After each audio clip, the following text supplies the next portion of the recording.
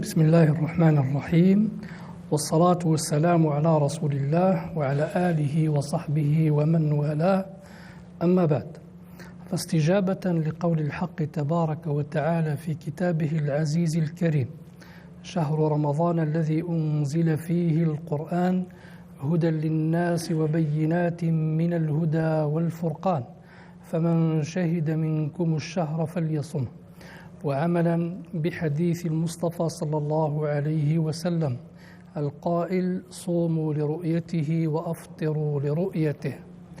وعملا بأصل اتحاد المطالع، فإن اللجنة الوطنية لرصد الأهلة المجتمعة بدار الإمام سيدي عبد الرحمن الثعالبي المحمدية الجزائر مساء هذا اليوم الأحد 29 من شهر شعبان 1445 الموافق 10 من شهر مارس 2024، تعلن اللجنة أن أول رمضان 1445 سيكون إن شاء الله تعالى غدا الاثنين 11 مارس 2024.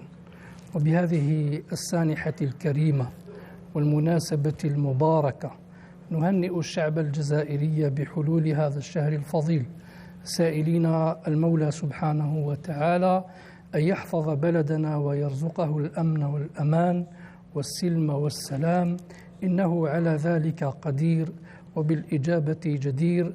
تقبل الله منا ومنكم الصيام والقيام، والسلام عليكم ورحمة الله وبركاته. وعليكم السلام ورحمة الله.